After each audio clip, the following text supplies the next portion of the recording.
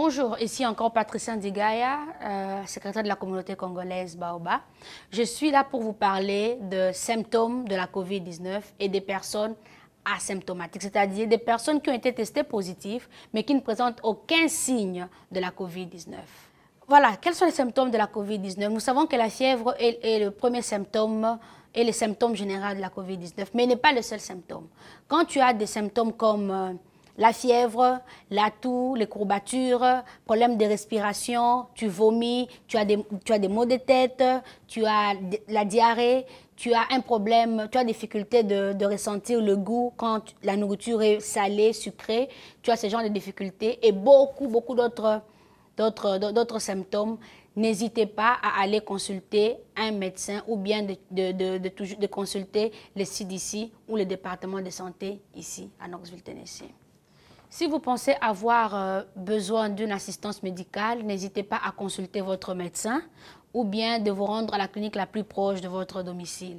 Mais aussi, de ne pas vous rendre aux urgences. Mais aussi, si vous expérimentez des symptômes comme la difficulté de respirer, une douleur résistance au niveau de la poitrine, difficulté, incapacité de se réveiller et de rester éveillé, et aussi quand ton visage, quand ta face et tes lèvres tendent d'être pâles, de couleur bleue, s'il vous plaît, n'hésitez pas à contacter votre médecin.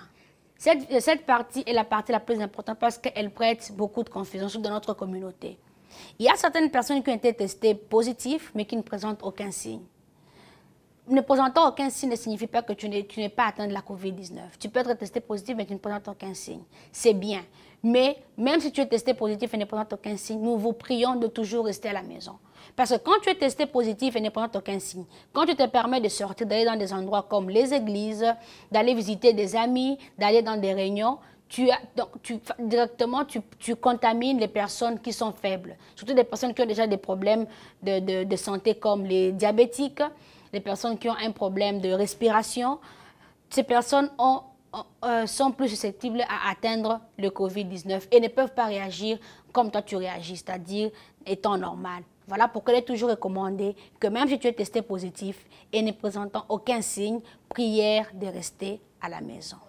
Rappelons-nous que nous avons tous un rôle à jouer pour stopper la propagation de la COVID-19 dans notre communauté. Si vous avez toute question concernant la COVID-19, n'hésitez pas à appeler le numéro 865 215 55 55.